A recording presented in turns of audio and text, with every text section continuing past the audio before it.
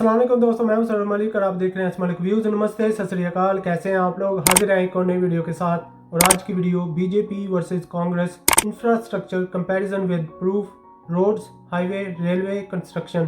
तो इस वीडियो में हमें देखने का मौका मिलेगा कि किस पार्टी ने, किस गवर्नमेंट ने अपने अदवार में ज़्यादा काम किया 1947 से लेके अब तक। तो बहुत ही ज़बरदस्त वीडियो होने वाली है। इस वीडियो को देखने से पहले आप हमारे चैनल को लाइक करें, सब्सक्राइब करें और दोस्तों के साथ शेयर करना मत भूलें। तो चलते हैं, देखते हैं वीडियो शुरू करने से पहले मैं आपको एक बात क्लियर करना चाहता हूं कि मैं किसी भी पॉलिटिकल पार्टी का सपोर्ट नहीं कर रहा हूं इस वीडियो में। जो exact figure ministry of roads, transport and highways के द्वारा दिए गए हैं उन्हें बता रहा हूं।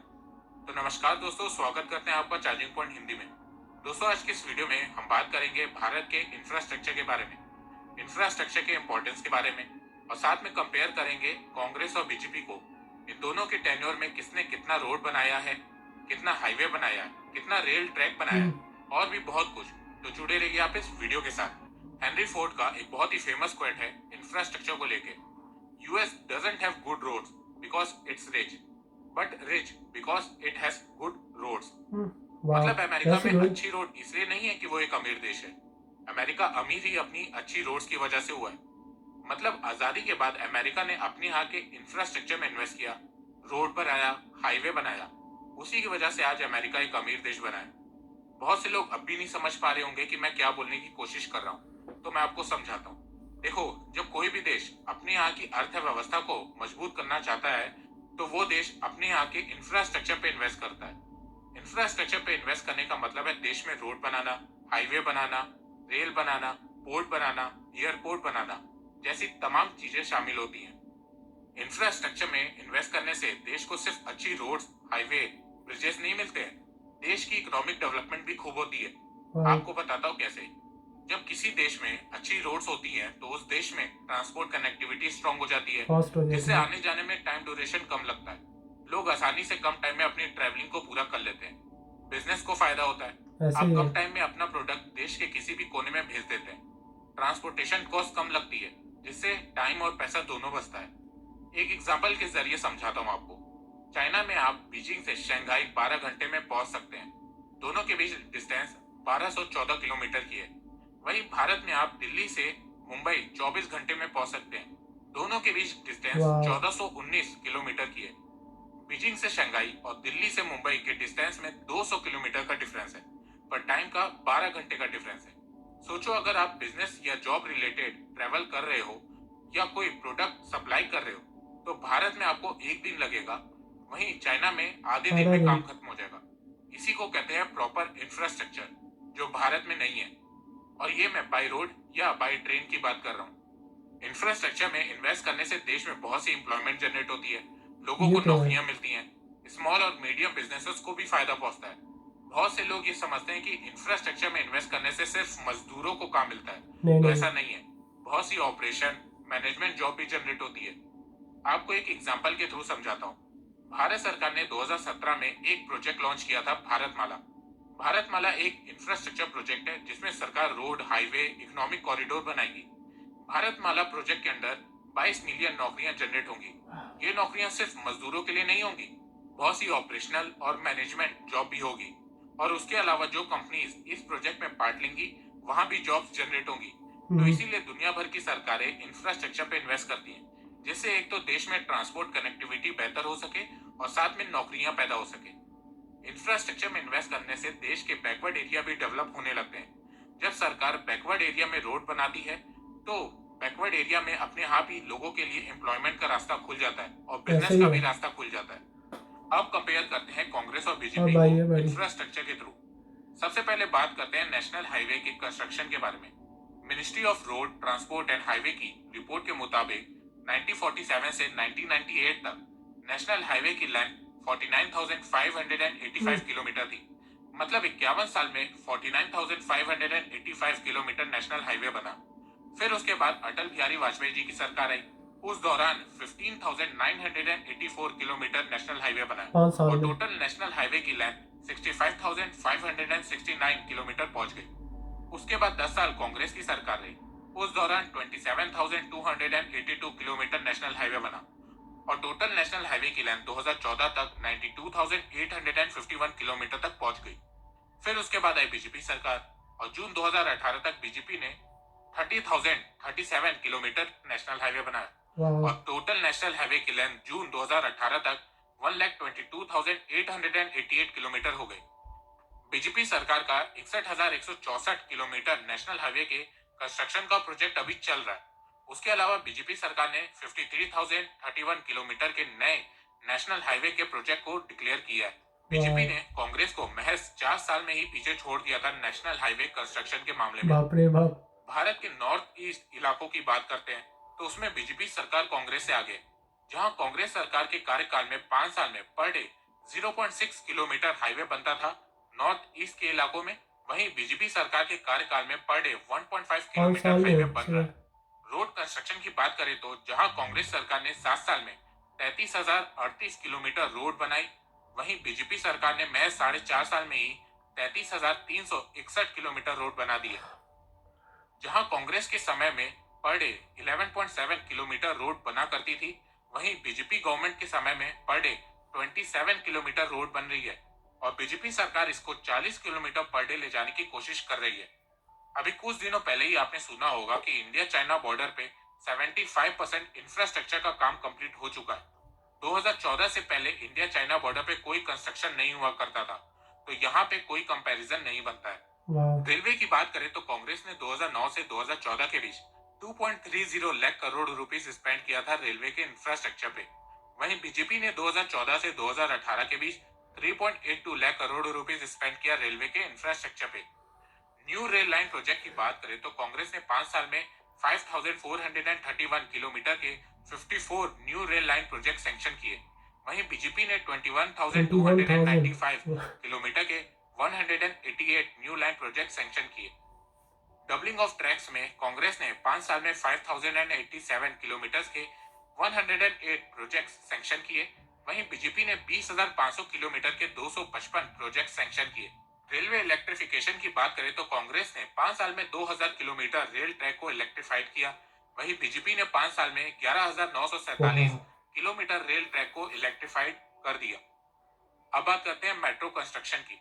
तो 2002 तक भारत में सिर्फ 8 किलोमीटर लंबी मेट्रो रेल ट्रैक थी। फिर 2004 से 2014 के कांग्रेस के कार्यकाल में 250 किलोमीटर मेट्रो रेल ट्रैक का कंस्ट्रक्शन हुआ और 2014 तक भारत में total 258 kilometre metro rail track operational लायक तैयार हो गई थी।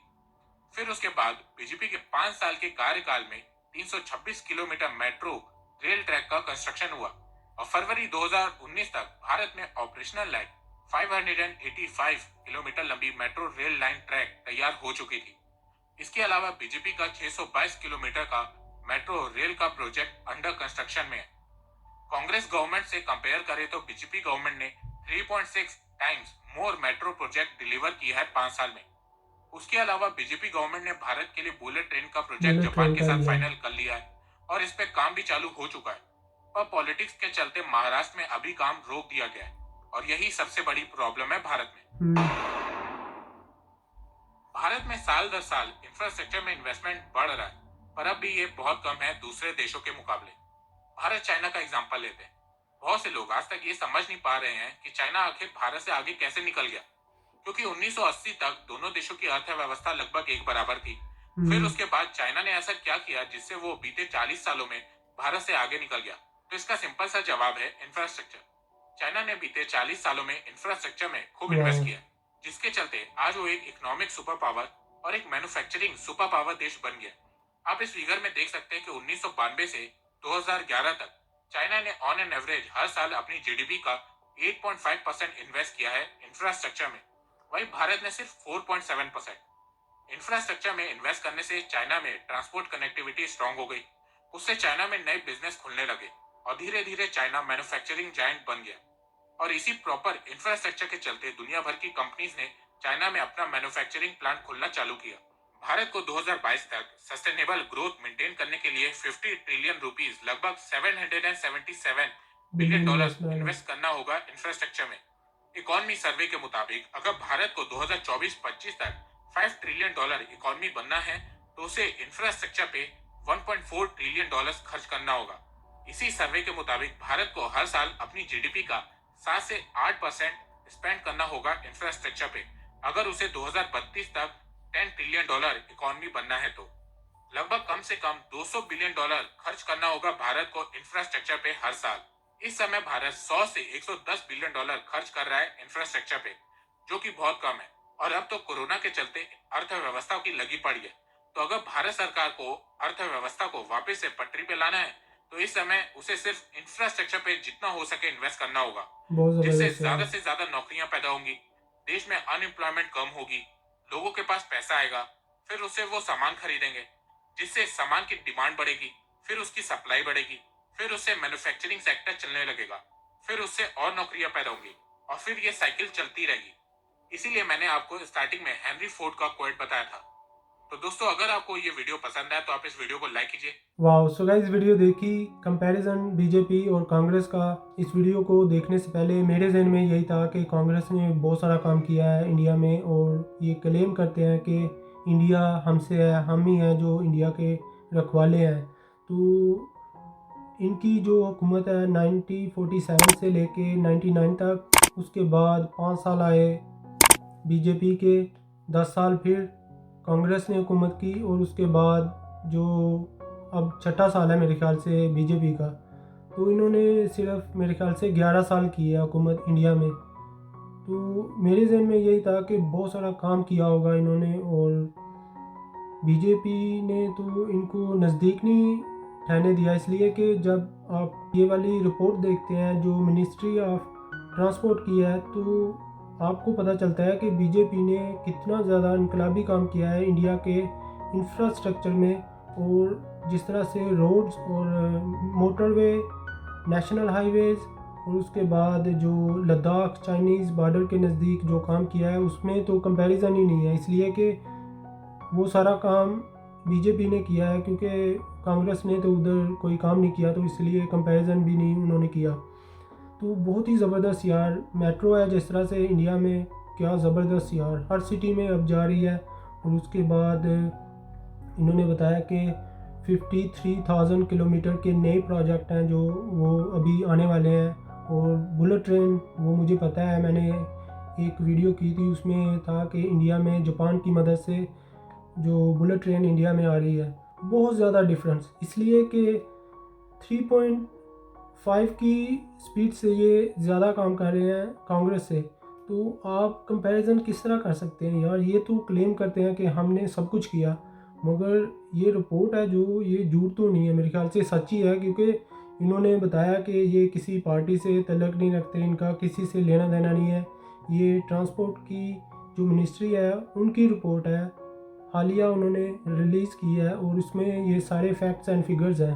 तो बहुत ही ज़बरदस्त यार, इंडिया के लिए अच्छा है। और जैसा कि इन्होंने बताया कि कोई भी कंट्री जो प्रोग्रेस करता है अपने रोड्स और ट्रांसपोर्ट की वजह से करता है, ताकि आपको कनेक्टिविटी में आसानी हो, आपने अगर कहीं जाना है तो जल्दी से जा सकें, और जो आपका एक दिन का काम है आधे दिन में हो जाए, और उसके बाद आप टाइम सेव करते हैं, और जो भी चीज़ आपने पहुंचानी है किसी जगह भी, वो जल्दी से पहुंच जाए। इन्होंने बताया कि चाइना जो है इसीलिए आगे निकल गया बहुत ज़्यादा बहुत सारे कंट्री से, कि वो इंफ्रास्ट्रक्चर में उन्होंने बहुत ज़्यादा स्पेंड किया, जो कि 8 पॉइंट समथिंग जीडीपी का उन्होंने स्पेंड किया, और वो आगे निकल गए पूरी दुनिया में। और इसी तरह अगर इंडिया को आगे निकलना है तो इनको भी बहुत सारा काम करना पड़ेगा, रोड्स, रेलवे, हाईवे, और सारे इन चीज़ों में, इंफ्रास्ट्रक्चर में। बहुत ही ज़बरदस्त वीडियो, कसम से इतनी कमाल की वीडियो थी कि ये देखने वाली थी।